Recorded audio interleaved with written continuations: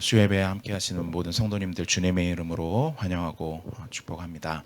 오늘 우리가 히브리서 12장 14절로 17절까지의 말씀을 같이 상고하면서 우리에게 주신 하나님의 음성을 듣고 또 기도의 제목으로 삼는 시간 되기를 주님의 이름으로 축원합니다. 히브리서는 고난 가운데 있는 사람들을 위해서 전파된 말씀입니다. 어려움 가운데 있는 성도들, 특별히 그로 인해서 신앙의 흔들림이 있었던 분들에게 주어진 말씀이 히브리서 말씀입니다. 이들이 어떤 어려움을 겪었는가, 여러 가지 단서를 봤을 때 가장 큰 것은 수치와 모욕을 당하는 일이었습니다.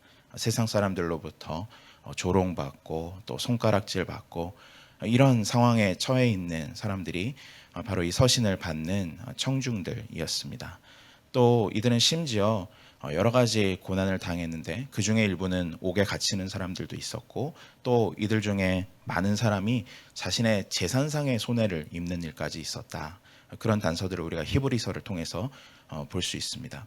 그러니까 여러 가지 심적인 부분뿐만 아니라 물질적인 부분들 여러 가지 면에서 복합적인 고난을 당하고 있었던 것이 바로 이 히브리서 수신자들 또는 독자들의 상황이었다라고 할 수 있습니다. 그 가운데서 그렇다면 이 히브리서 저자 또는 설교자가 해야 될 일이 무엇이었을까요? 그것은 이들이 당하고 있는 고난이 무엇인지 해석해주는 일이었습니다. 우리는 해석이 필요한 존재들입니다. 의미가 있어야 된다는 것입니다. 그냥 시간이 가면 지나가겠지, 시간이 지나면 다 해결되겠지 하는 걸로 우리가 그 시간을 견뎌내지 못합니다. 우리의 어떤 시간이나 또 어떤 과정 가운데는 반드시 의미가 부여되어야 되고 사실 우리가 그 의미를 붙잡고 그 시간을 견뎌내는 것입니다. 그렇다면 이들이 당하는 고난의 의미가 무엇이라고 우리 히브리서 저자는 말했을까요? 그것은 단순하게 얘기해서 양육의 과정이고 훈육의 과정이다. 또는 연단의 과정이다라는 것입니다.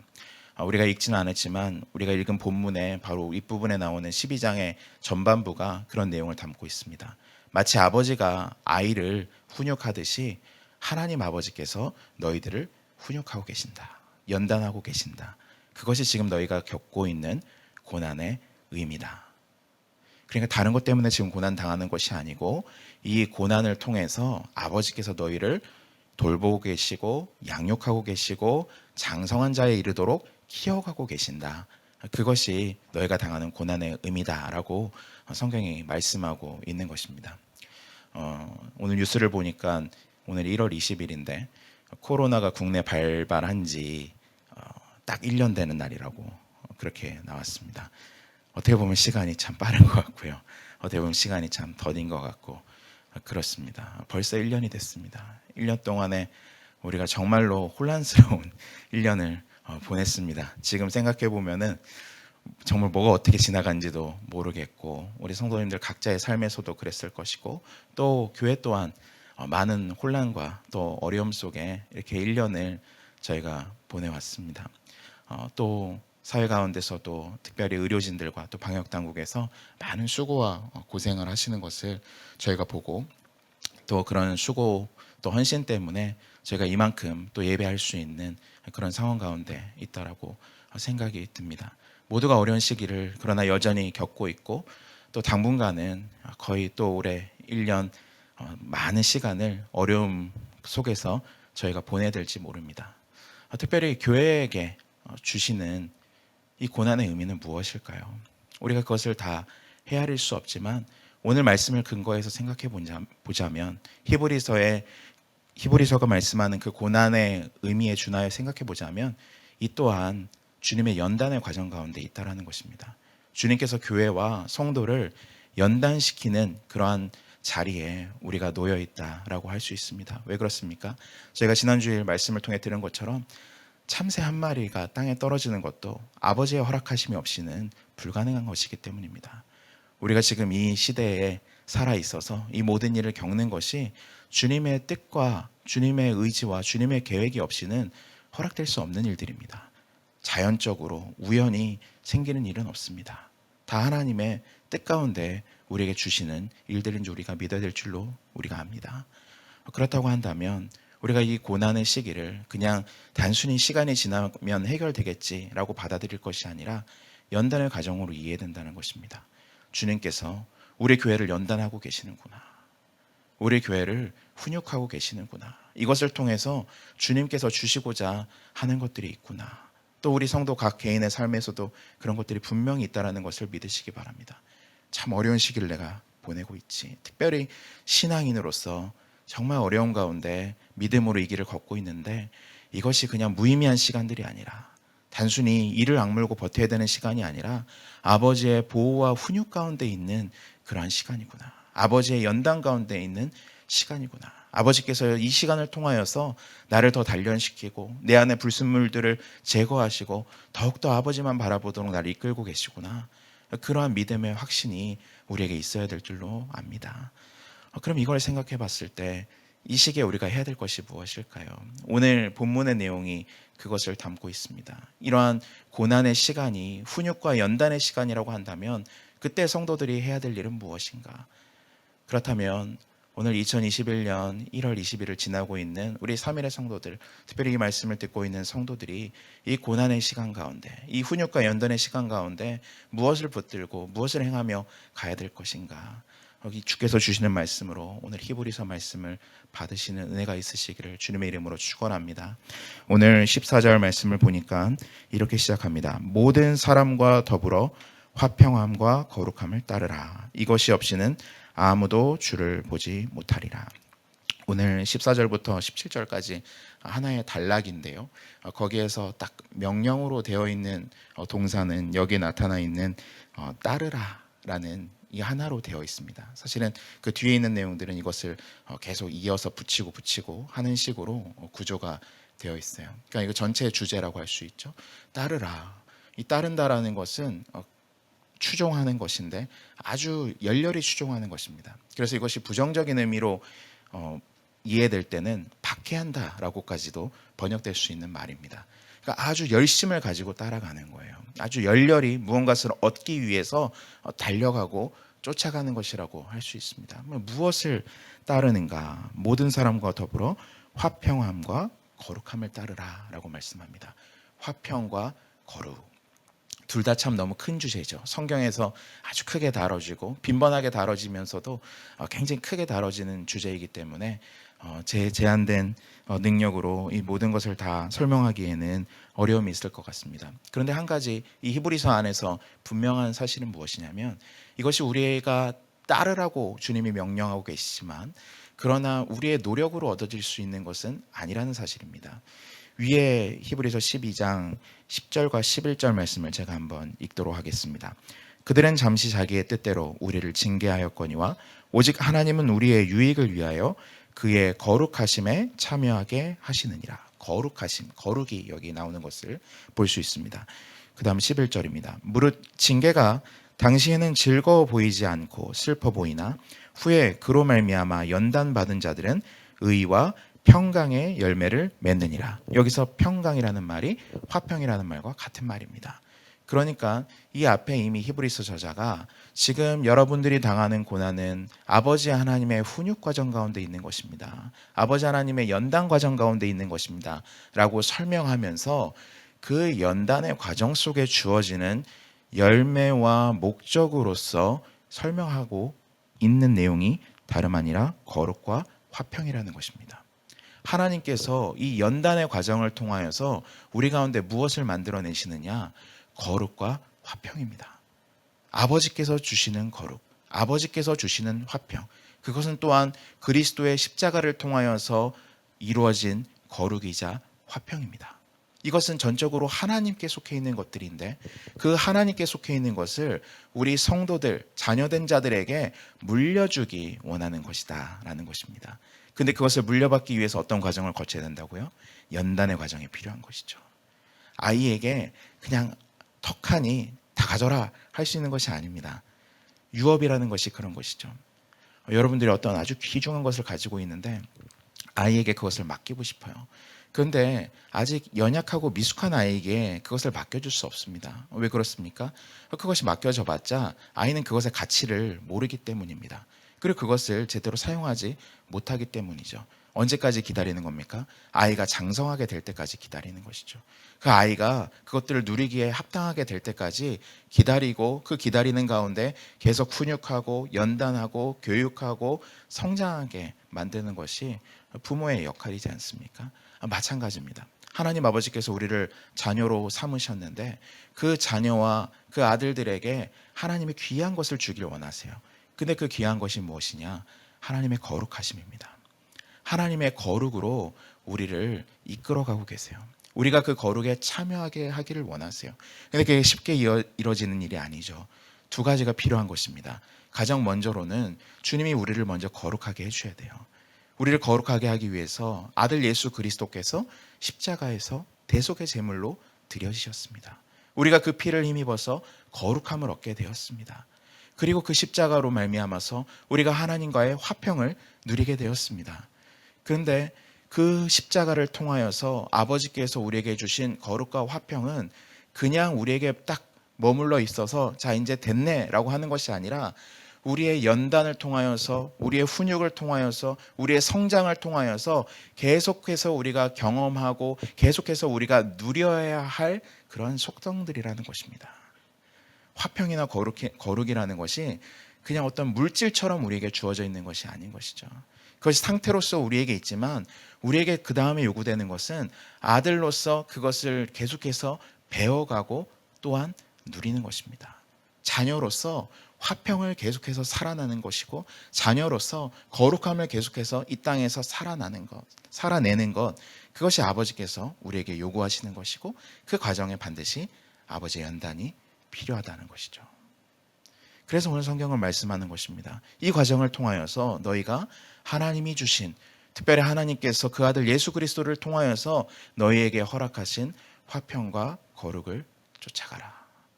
그것을 추구해라. 너의 삶에서 다른 어떠한 가치보다도 그것을 추구하면서 살아라. 우리가 추구하고 싶은 것들이 많잖아요. 세상에 여러 가지 좋은 가치들이 많이 있지 않습니까? 그런데 주님께서 우리에게 말씀하시는 것은 그 어떠한 것보다 화평과 거룩을 쫓으라고 말씀합니다. 그것이 없이는 아무도 주를 보지 못할 것이라고 말씀합니다. 그 얘기는 무엇입니까? 그거야말로 절대적인 가치라는 것이죠. 주님께서 주신 화평과 거룩이야말로 우리 성도가 붙들어야 될 그야말로 핵심 가치이고 절대 가치다라는 말씀입니다. 그것이 우리의 삶 속에서 드러나야 된다는 것이죠. 그런데 여기 한 가지 특징이 있다면 모든 사람과 더불어 그렇게 하라고 되어 있습니다. 모든 사람과 더불어서, 특별히 모든 사람과 더불어서 가는 문제는 화평과 밀접하게 연관되어 있지만 또한 거룩함과도 같이 연결되어 있습니다. 그러니까 주님께서 주신 화평과 거룩을 추구하는 삶은 혼자서 감당할 수 있는 삶이 아니라는 것입니다. 우리 주위에 아무도 없다라고 한다면 사실은 화평이 크게 중요한 문제가 아닙니다. 화평은 관계 안에서 얻어지는 개념이지 않습니까? 그런데 우리 주위에 사람들이 있어요. 특별히 믿음의 공동체가 있습니다. 그 가운데서 우리가 사람들과 함께 모든 사람과 더불어서 하나님의 화평과 하나님의 거룩을 추구하면서 나아가야 된다라는 것입니다. 신앙생활은 결코 혼자 하는 것이 아닙니다. 혼자 감당할 수 있는 것이 아닙니다. 코로나 시기를 겪으면서 제가 가장 걱정되는 것 중에 하나는 사실 그런 부분이에요. 해보니까 혼자 할 수 있겠는데? 이런 생각이 드는 분들도 있으리라고 생각합니다. 물론 혼자서 절대 안 되네, 이것을 깨달은 분들도 계시겠지만 그냥 해보니까 할만한데 1년 해보니까 그냥 이렇게 하는 거지, 이렇게 생각하기가 굉장히 쉽다라는 것이죠. 그런데 성경에 지속적이고 반복되는 가르침이 무엇인가 하면 혼자서는 결코 서지 못한다는 것입니다. 같이 가야 된다는 것이죠. 모든 사람과 함께 더불어서 가야 된다라고 성경은 말씀하고 있습니다. 이 화평함과 거룩함을 추구하면서 가는 이 믿음의 연단의 과정 가운데 홀로 동떨어져 있는 것이 아니라 같이 서로 함께 가야 된다라고 말씀하는 것이죠. 그럼 어떻게 그것을 같이 함께 가는 것일까? 그것을 추구하면서 가는 것이 무엇일까? 그것을 세 가지로 나누어서 14절부터 그 이후에 설명한다라고 볼 수 있습니다. 15절을 보시면요, 너희는 하나님의 은혜에 이르지 못하는 자가 없도록 하고 또 쓴뿌리가 나서 괴롭게 하여 많은 사람이 이로 말미암아 더럽게 되지 않게 하며 음행하는 자와 혹 한 그릇 음식을 위하여 장자의 명분을 판 에서와 같이 망령된 자가 없도록 살피라, 이렇게 되어 있습니다. 여기에서 이 내용을 세 가지로 구분할 수 있는데, 이 세 가지에 딱 걸려 있는 어떤 행동 또는 동사라고 말할 수 있는 것은 우리가 방금 마지막에 읽은 살피라입니다. 살피라. 그러니까 살피라에 이 모든 내용들이 다 걸려 있는 거예요. 살피는데 뭘 살필 거냐? 첫째 이걸 살피고, 둘째 이걸 살피고, 셋째 이걸 살피라. 이런 식으로 문장이 구조가 되어 있습니다. 살핀다라는 말은 본다라는 얘기입니다. 보는데 그걸 부정적으로 얘기한다면 경계하는 것이죠. 주의해서 조심하는 것입니다. 그것을 살핀다라고 말할 수 있어요. 반대로 이것을 좀 긍정적으로 표현하자면 돌보는 것이라고 생각할 수 있습니다. 돌봄입니다. 제가 찾아보니까 우리말에 이 돌봄이라는 말 자체가 두 가지가 붙어 있는 거더라고요. 돌다라는 말과 보다라는 말이 합쳐져 있는 것이 돌봄이었습니다. 그러니까 돌아보는 게 돌봄입니다. 우리 주위를 돌아보고 다른 사람들을 돌아보는 것, 그게 돌봄입니다. 우리가 거기에서 이제 어떤 보호라는 것, 또 서로 양육하는 것, 이런 개념들이 파생되어 나오지 않습니까? 바로 그런 의미가 살피라라는 그 동사의 의미라고 할 수 있습니다. 그럼 무엇을 살펴야 될까? 또는 누구를 살펴야 될까? 세 가지라고 말씀을 드렸는데요. 첫 번째로는 15절 상반절을 보면 너희는 하나님의 은혜에 이르지 못하는 자가 없도록 하고, 이렇게 되어 있습니다. 첫 번째로 살필 것은 뭐냐면 하나님의 은혜에 이르지 못하는 자가 없는지 살피라는 것입니다. 하나님의 은혜에 이른다라는 것은 히브리서 안에서 하나님의 구원에 이른다라고 생각할 수 있습니다. 하나님께서 그리스도 안에서 은혜를 통하여서 베푸신 그 구원에 이르지 못하는 자가 없는지 살피라는 것입니다. 은혜에서 뒤처져 있거나 은혜에서 떨어져 나가는 자가 없는지 살펴라, 돌보라 라는 말씀입니다. 그러니까 화평함과 거룩함을 모든 사람과 더불어 추구하라 라고 하신 명령에는 결국 우리 주위 사람들을, 특별히 믿음의 공동체의 연약한 자들을 돌보라는 명령이 거기에 강조점이 있다는 것을 우리가 여기서 알 수 있습니다. 돌봐야 됩니다. 누구를 돌보느냐? 은혜에서 떨어져 있는 사람이 없는지. 우리 교회가 코로나를 겪으면서 겪게 되는, 감당하고 있는 가장 큰 어려움이 무엇입니까? 모임을 못한다는 것이죠. 모임을 못하는 게 가장 큰 어려움입니다. 저희가 줌이라든지 또 여러 가지를 대체해서 하고 있지만 거기에 반드시 참여하기가 어려운 분들이 있어요. 소외되는 분들이 있다라는 것입니다. 그리고 거기에 참여하기를 또 꺼리는 분들도 있어요. 그런데 우리가 그 가정 가운데서 정말 염려해야 될 것은 무엇이냐면 그분들이 믿음에서 자꾸만 멀어지지는 않는지 우리가 살펴야 된다는 것입니다. 우리 주위에 있는 사람들이 믿음 가운데서 점점 멀어져서 떨어내려가고 있지는 않은지 우리가 돌아보아야 된다는 것입니다. 그러니까 이것은 우리에게 굉장히 부담이 되면서도 핵심적인 명령입니다. 신앙생활은 결코 혼자 할 수 없다. 혼자 이 연단의 길을 감당할 수 없다. 같이 함께 우리가 걸어가야 된다. 그런데 걸어갈 때 그냥 나만 잘 가면 되는 게 아니라 옆에 사람들이 뒤처지지 않는지 살피면서 가야 된다는 것이죠. 군대에서 행군을 합니다. 행군을 하면은 진짜 힘들죠. 특별히 군장을 다 완전 군장을 차고 행군을 할 때 정말 그야말로 막 토가 나오고 욕이 나오면서 걷는 게 그런 행군이지 않습니까? 근데 그 행군을 하다 보면은 항상 뒤처지고 나고하는 사람들이 발생하기 마련입니다. 평소에는 잘 가던 사람도 이상하게 이 행군만 하면은 이렇게 뒤떨어지는 사람이 있어요. 꼭 저라고 생각하실 이유는 없습니다. 네, 저는 아닐 수도 있어요. 네, 근데 이 행군을 하다 보면은 그렇게 뒤처지거든요. 저 멀리 어느샌가 보면은 처음에 분명히 다 같이 출발해서 대열을 이루면서 갔는데 1시간, 2시간, 3시간 걷다 보면은 저 뒤에 가 있습니다. 그럴 때 어떻게 될 것이냐? 나는 잘 달려고 했는데 왜 이렇게 못 달려? 하면서 그냥 있을 것이냐? 그게 아니라는 거죠. 돌아봐야 된다는 것입니다. 뒤처져 있는 사람이 있진 않은지, 놓치고 있는 사람이 있진 않은지. 그런 사람들 가다 보면은 막 이렇게 군장을 막 팽개치고 가는 경우도 있어요. 그리고 실제로 행군하다 보면 총을 잃어버리는 경우들도 많거든요. 왜냐하면 무거우니까 이걸 터덜터덜 막 들고 하다 보면은 그냥 떨어뜨리고 어디서 잃어버린지도 모르게 그렇게 그냥 흘리고 가는 경우들이 있습니다. 그거 챙겨야 된다는 것이죠. 우리에게 그런 부담이 있습니다. 근데 주님께서 그걸 우리에게 원하세요. 그게 우리가 화평함과 거룩함을 쫓는 길이라고 말씀하고 계십니다. 나도 힘들죠. 나도 완전 군장하고 있는데, 다 똑같은 무게를 짐지고 있는데 너만 힘드냐? 다 같이 힘들죠. 그런데 주님이 우리에게 은혜를 주시는 것은 나만 잘 살라고 주시는 게 아닌 줄 믿으시기 바랍니다. 옆에 사람을 돌아봐야 된다는 것입니다. 특별히 우리의 믿음의 공동체 가운데, 우리 가족 가운데, 우리 성도 가운데 떨어져 있는 사람이 있지 않은가? 저기 멀리 가 있는 사람이 있지 않은가? 대열에서 이탈한 사람이 있지 않은가? 우리가 살펴야 된다. 우리가 돌봐야 된다. 관심을 기울여야 된다. 주님께서 우리에게 주시는 첫 번째 말씀입니다. 다음 두 번째 노래는 15절 하반절입니다. 또 쓴뿌리가 나서 괴롭게 하여 많은 사람이 이로 말미암아 더럽게 되지 않게 하며. 두 번째로는 쓴뿌리가 난다. 이것을 주의해라. 이것을 살펴라 라고 얘기합니다. 이 쓴뿌리라는 이야기는 어떤 구약성경의 배경을 가지고 있습니다. 그것은 신명기 29장의 말씀인데요.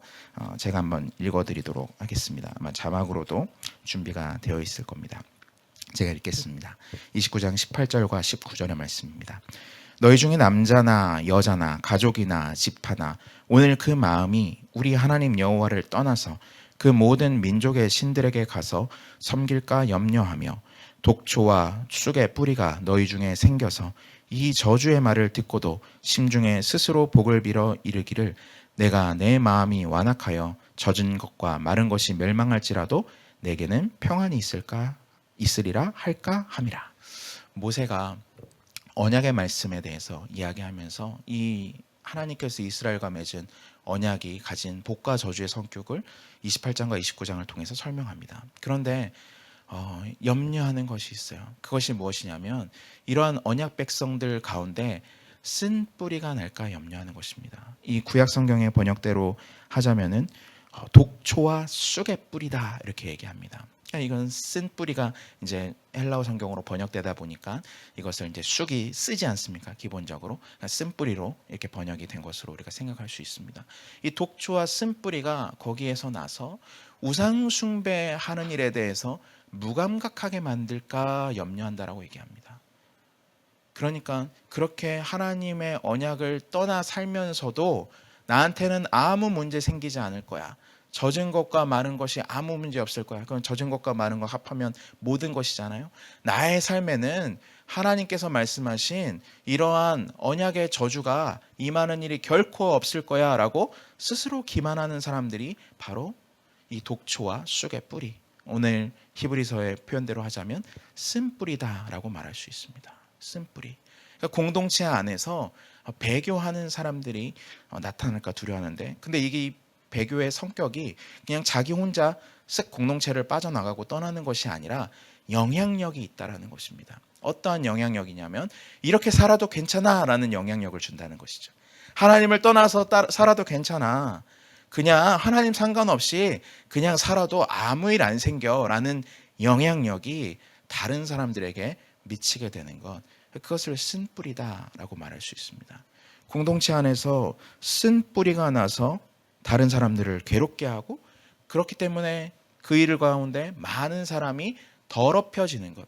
우리가 하나님의 화평과 거룩을 추구해야 되잖아요. 그런데 그 가운데서 화평이 깨지는 그런 소란이 일어나게 되는 거예요. 그리고 거룩함이 깨지는 더러움이 발생하게 되는 것. 이게 쓴 뿌리가 가지고 있는 성격입니다. 그러한 사람들이 일어나는 것을 자세히 살피라고 얘기하고 있습니다. 부정적으로 말하자면 그런 사람들에 대해서 경계하고 그런 사람들을 조심하라 이렇게 생각할 수 있습니다. 다른 한 가지로 이걸 좀 적극적이고 긍정적인 측면에서 생각하자면 어떻게 말할 수 있겠습니까? 그런 일이 생기지 않도록 우리가 잘 돌봐야 된다고 말할 수 있습니다. 쓴뿌리, 이 쓰다라는 것은 어떤 감정 상태입니까? 악독한 마음입니다. 악독한 마음. 언제 이런 악독한 마음이 나오죠? 시기하는 마음에서 악독이 나오게 돼 있습니다. 시기하는 마음. 남을 시기하는 마음, 거기에서 이 쓴 것이 나오게 되죠. 그리고 그것이 공동체에 영향을 미치게 될 때 그 공동체 전체가 큰 어려움에 빠지게 되는 것을 우리가 보게 됩니다. 그럼 그런 일이 없으려면 어떻게 될까요? 우리가 모든 사람과 더불어서 화평과 거룩함을 추구하라. 화평을 더욱더 추구해야 되는 것이죠. 화평은 어떻게 이루어지는 것입니까? 십자가에 달리신 예수 그리스도에게서 우리에게 주어진 것이고, 결국 우리가 그 십자가를 따르는 삶을 살 때 임하는 것이 주님의 화평입니다. 공동체 안에서 우리가 화평을 추구하기 위해서 필요한 것이 다름 아닌 십자가의 길입니다. 자기를 부인하는 길이고 자기 권리를 내려놓을 수 있는 길입니다. 서로 자기 권리만 주장하면 쓴뿌리가 생겨날 수밖에 없습니다. 그 가운데서 악독한 마음을 품는 사람들이 생길 수밖에 없어요. 근데 그 악독한 마음이 그냥 혼자 품고 끝나는 게 아니라 공동체 전체에 영향을 준다. 그렇기 때문에 그런 일이 일어나지 않도록 돌보라는 것입니다. 그런 일이 일어나지 않도록 화평을 추구하면서, 거룩을 추구하면서 주위 사람들을 살펴라. 그것이 주님께서 우리에게 주신 말씀입니다. 사실은 어려운 때 공동체가 한 마음이 되어서 그냥 으쌰으쌰 하면서 나가도 어려운 상황이고 고난이잖아요. 연단의 과정이잖아요. 그런데 그 안에서 누군가 삐딱한 마음을 품고 있다고 생각해 보십시오. 쓴 마음을 가지고 있다고 생각해 보십시오. 내가 어떻게든 복수해야 되겠다라는 그런 마음을 공동체 안에서 누군가가 품고 있다고 한번 생각해 보십시오. 그럼 그 공동체가 이 연단을 통해서 얻을 수 있는 것은 아무것도 없는 것이죠. 상처밖에 없습니다. 그렇기 때문에 우리가 주의해야 되는 것입니다. 우리가 돌봐야 되는 것입니다. 혹시 주위에 그런 쓴 마음을 갖고 있는 사람이 있지 않은가? 그러한 쓴뿌리가 되어서 주위 사람들에게 악영향을 주는 사람이 있지 않은가? 그냥 그것이 그 사람의 문제고 그 사람 원래 그래 라고 생각하고 끝내는 것이 아니라 우리가 돌보지 못한 부분이 있지 않은가? 내가 그 사람에게서 악독한 마음이 생겨나도록, 그 악독한 마음이 자라나도록 내가 일조한 것은 없는가? 우리 스스로를 또한 살펴야 된다는 것입니다. 그렇게 공동체가 서로 주의하면서 가야 되는 것이죠. 특별히 어려운 상황일수록. 좋을 때는 모든 것이 다 좋은 것입니다. 좋을 때는 넘어갈 수 있는 것이죠. 그러나 지금처럼 우리가 모든 사람이 어려움을 겪고 있는 상황에서 어떻습니까? 모두가 예민해져 있어요. 날카로워져 있습니다. 작은 말 한마디에 상처를 받습니다. 아주 아무것도 아닌 것인데도 거세게 반응할 수 있습니다. 그때 그것들을 이해하고 품을 수 있는 마음이 우리에게 있어야 된다는 것이죠. 특별히 지도자들에게, 특별히 양떼를 맡은 우리 목자, 간사, 리더, 우리 교사들에게 그런 마음이 더욱더 있어야 될 줄로 믿습니다. 지금 우리가 다 어려운 가운데 있기 때문에 내가 더 힘을 내서 돌봐야지. 하나님이 주시는 은혜와 능력을 믿으시기 바랍니다. 우리가 그렇게 하기로 결단할 때 주님이 주시는 화평과 거룩이 우리 가운데 있는 줄 믿으시기 바랍니다. 나도 힘든데, 맞아요. 우리 다 힘들어요. 힘든데 주님께서 내가 사람의 실력과 능력으로 감당할 수 있는 그런 범위 너머에 있는 것들을 감당하게 하시는 줄을 믿으시기 바랍니다. 내가 할 수 있는 만큼이 요만큼이에요. 그건 맞습니다. 그런데 그 이상은 우리가 주님께 맡기면서 나아가야 되는 것이죠. 주님이 힘 주실 줄로 믿습니다. 주님이 힘 주시지 않으면 제가 못 감당합니다. 주님이 능력 주시지 않으면 제가 이 목자의 사명 감당할 수 없습니다. 그런 기도가 우리에게 필요한 것이고, 그것이 또한 우리에게 연단이 되는 것입니다. 내가 이 사명을 내 힘으로 감당하는 것이 아니구나. 내가 내 실력이 좋아서, 내 성품이 훌륭해서 내가 이 목장을 섬기고 있는 것이 아니구나. 하나님의 은혜로 하는 것이구나. 하나님 주신 힘 가지고 내가 섬겨온 것이구나. 그러한 연단과 확신이 있으시기를 주님의 이름으로 축원합니다. 마지막으로 세 번째는 16절로부터 시작합니다. 음행하는 자와 혹 한 그릇 음식을 위하여 장자의 명분을 판 에서와 같이 망령된 자가 없도록 살피라. 음행하는 자, 망령된 자, 그 사람들을 살펴야 된다라고 얘기합니다. 그리고 그거에 대한 샘플로서 누가 등장합니까? 에서, 우리가 잘 아는 에서가 등장하고 있습니다. 에서를 음행하는 자와 망령된 자의 어떤 표본으로 이해하고 있습니다. 우리가 잘 아는 것처럼 에서가 오늘 성경에도 기록되었듯이 한 그릇 음식을 위하여서 동생 야곱에게 자신의 장자의 권리를 팔아버립니다. 어떻게 보면은 되게 웃긴 일이에요. 그리고 해프닝이라고 여길 수 있을 만한 그런 일이에요. 근데 성경은 그것을 그냥 지나치지 않았습니다. 쉽게 생각하지 않았어요. 정말 중요한 일이었다라고 생각했습니다. 그러니까 그것이 그냥 단순히 배고파서 어쩔 수 없이 그랬다 그런 일이 아니라 이 에서라는 사람의 특성이 무엇인지 그리고 그 마음에 품고 있었던 것이 무엇인지를 보여주는 어떠한 사건, 그것이 드러난 사건으로서 이 장자권을 판 이야기를 다루고 있다는 것을 우리가 주의해서 볼 필요가 있습니다. 에서는 음행하는 자 또는 망령된 자라고 일컫고 있습니다. 음행한다라는 것은 특별히 하나님과의 언약 가운데서 떠나가는 것을 얘기합니다. 그것을 배신하는 것을 음행하는 것이다라고 설명할 수 있습니다. 에서가 그러한 사람으로 여겨지고 있는 것이죠. 또 망령된 자 이렇게 되어 있어요. 이 망령되다라는 것은 달리 말하면 속되다라는 이야기입니다. 속되다, 세속적인 것 또는 속된 것 이렇게 말할 수 있습니다. 근데 이 속되다라는 것이 성경에서 가지고 있는 위치는 이것입니다. 거룩한 것의 반대 개념이 속된 것입니다. 속된 것. 근데 속된 것은 사실은 좀 좋게 말하자면 일반적인 것이에요. 일반적인 것. 그러니까 거룩함으로 하나님께 드려지지 않은 것은 그냥 일반적인 것이고 그것을 속된 것이다 라고 말할 수 있습니다. 근데 이 속된 것을 또 두 가지로 나누자면 정결한 것이 있고 부정한 것이 있습니다. 그러니까 속된 것 중에 정결한 것은 하나님 앞에 드려지면 거룩한 것이 됩니다. 근데 부정한 것은 속된 것이지만 하나님 앞에 드려질 수 없어요. 부정한 것은 1차적으로 정결해져야 되고 속된 것 중에 정결한 것이 하나님 앞에 드려질 때 그것을 거룩한 것이다 라고 성경은 가르치고 있습니다. 그러므로 이 속되다라는 것 자체가 꼭 부정함을 얘기하는 것은 아닙니다. 일반적인 것이에요. 하나님 앞에 드려지지 않은 모든 것, 보통의 것, 그런 것이 속된 것입니다. 그런데 이 에서는 어떠한 사람이냐면 망령된 사람이다, 속된 사람이다 라고 얘기하고 있습니다. 다시 말하면 거룩한 것을 속되게 여긴 사람이다 라는 얘기입니다. 하나님 앞에 드려져 있고 하나님 앞에 속해져 있는 거룩한 것을 그냥 보통의 것으로 여겼다라고 생각할 수 있습니다. 보통의 것으로 여긴 것. 다시 말하면 하나님께서 주신 은혜와 약속과 축복들을 그냥 보통의 것으로 여긴 것입니다. 특별하지 않은 것으로 생각한 거예요. 그래서 그가 장자권을 판 거죠. 장자권? 아유 그거 그냥 누구나 줘버려 이렇게 생각한 거죠. 보통의 것으로 생각한 겁니다.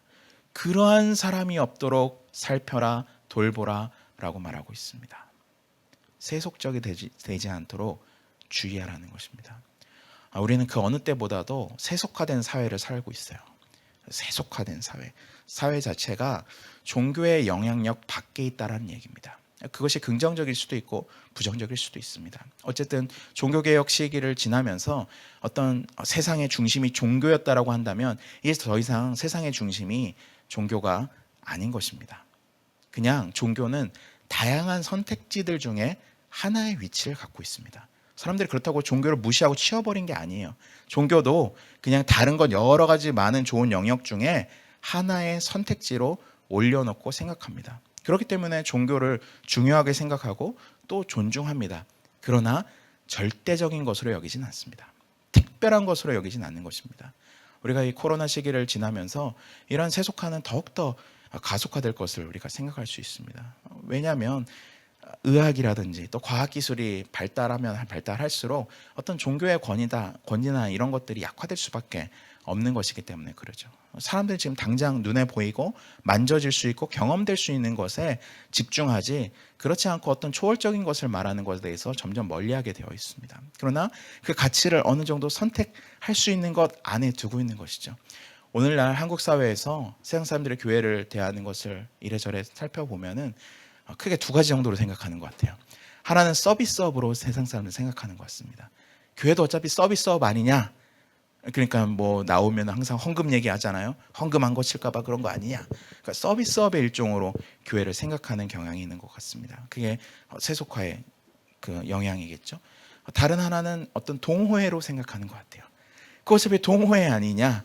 그냥 모일 수도 있고 안 모일 수도 있는 거 아니냐 이렇게 생각하는 경향이 있습니다. 사실은 우리가 그거에 대해서 아니다 뭐 이렇게 하기에는 너무 거리가 멉니다. 그거에 대해서 아니야 너희가 우리가 뭘로 보고 이렇게 말할 수가 없는 부분입니다. 이미 세상이 그러한 시스템과 그러한 원리와 질서 가운데 돌아가고 있어요. 종교는 좋게 말하면 선한 일을 도모하는 동호회 정도이다. 또 나쁘게 말하면 어떤 서비스업 아니냐, 사람들에게 어떤 유익을 제공해주고 일종의 재화를 받는 그런 서비스업 아니냐, 이 정도로 사람들이 생각하는 인식 자체가 바뀌어지기는 어렵습니다. 왜냐하면 오랜 기간 이렇게 쌓여온 것이기 때문에. 근데 정말 우리가 주의해야 될 것은 무엇이냐면 그러한 세속화가 교회 안에까지 들어오는 것입니다. 우리 스스로가 우리를 그러한 존재로 여기게 되는 것입니다.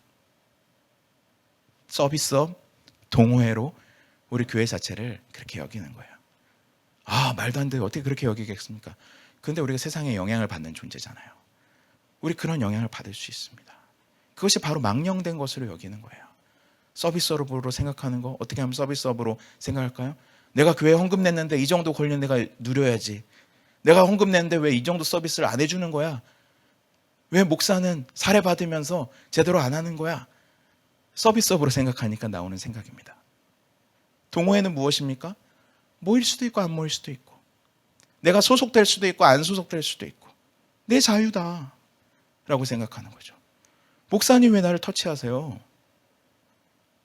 내가 알아서 신앙생활 한다는데. 목자님 내가 알아서 할게요. 동호회로 생각하는 것입니다. 존중하지 않는 것이죠. 그냥 내 유익을 위해서 나오는 거지, 누가 내 신앙에 대해서 내 생활에 대해서 터치하는 것을 견디지 못한다면 우리가 그걸 교회를 동호회로 여기는 것입니다. 동호회에서는 그런 일들 자주 있잖아요. 그게 세속화라고요. 우리가 갖고 있는 신앙과 우리에게 선물로 주신 교회를 우리가 그런 식으로 여긴다면 우리가 그것을 망령된 것으로 여기는 것이고 에서와 같은 자가 되는 것입니다. 신앙인이라는 어떤 형태를 유지하고 있을지는 몰라도 그것은 망령된 일입니다. 그래서 우리가 두려워해야 됩니다. 그래서 우리가 살펴야 됩니다. 주의해야 됩니다. 하나님께서 주신 그러한 신앙을, 우리에게 주신 약속을, 우리에게 주신 공동체를 내가 세속적인 가치로 바라보고 있지는 않은가. 그거 우리가 살펴야 됩니다. 그렇지 않잖아요. 세상 사람들은 그렇게 본다고 하더라도 우리가 그렇게 봐서는 안 되는 것입니다. 우리 안에서 이것이 하나님께서 주신 신령한 것들이라는 것을 잃어버리면 교회가 세상처럼 되는 것입니다. 그러지 말라고 얘기하는 것이죠. 그러면서 경고 구절에 이렇게 17절에 붙어 있습니다. 너희가 아는 바와 같이 그가 그 후에 축복을 이어받으려고 눈물을 흘리며 구하되 버림바가 되어 회개할 기회를 얻지 못하였느니라. 에서가 후회하고 다시 돌이키고자 했지만, 그래서 자신에게 주어졌던 그 장자권을 회복하고 약속을 받고자 했지만, 유업을 물려받고 싶었지만 그럴 기회가 그에게 주어지지 않았다는 것입니다. 쉽게 생각할 문제가 아니라는 것이죠. 그냥 다음에 하면 되겠지라고 생각할 수 있는 문제가 아니라는 겁니다. 지금 우리가 주의해야 되는 것이고 지금 우리가 살펴야 되는 그러한 문제입니다. 사랑하는 성도 여러분, 우리가 어려운 시기를 겪고 있지만 이것은 하나님께서 우리를 연단시키는 과정인 줄 믿으시기 바랍니다. 이 연단을 통해서 주님이 주시는 것은 무엇입니까? 화평함과 거룩함입니다. 화평과 거룩이라는 열매와 주님의 그 본질을 우리에게 주기를 원하세요.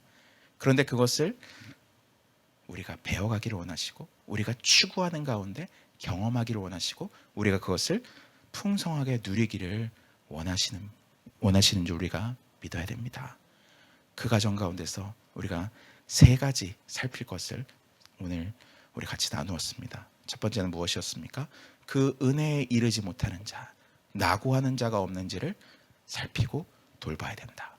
두 번째, 우리 공동체 안에 쓴뿌리와 같이 쓴마음을 품고 공동체 가운데 그 공동체를 어지럽게 하고 더럽히는 자가 없는지를 주의하여 살펴야 된다. 무엇보다도 내가 그거의 원인 제공자가 아닌지 살펴야 된다. 세 번째, 에서와 같이 음행하고 망령된 자가 없는지, 주님께서 주신 이 신비한 공동체를, 교회를 세속적인 가치로 바라보는 사람들이 없는지, 우리 가운데 그러한 시선과 시각이 자라나고 있지는 않은지 주의하여 살펴야 된다. 오늘 주님 말씀하고 계십니다. 이 말씀 가운데 우리가 주님의 은혜를 입기를 원합니다. 주님, 우리가 나도 힘들지만 한 번 더 주의를 살피기를 원합니다. 주님, 나도 힘들지만 주님께서 나에게 힘 주시면 내가 감당할 수 있습니다. 내 힘과 내 실력으로 하지 않게 하여 주시고 주님의 화평과 주님의 거룩으로 이 모든 것 감당할 수 있게 도와주십시오. 그러한 기도의 제목을 삼는 우리 모든 성도님 되시기를 주님의 이름으로 축원합니다. 이제 우리 같이 합심하여서 기도하고 일어서겠습니다. 기도할 때 오늘 주신 말씀처럼 우리 교회 공동체를 위해서 기도했으면 좋겠습니다. 특별히 내가 소속되어 있는 목장을 위해서 기도했으면 좋겠습니다.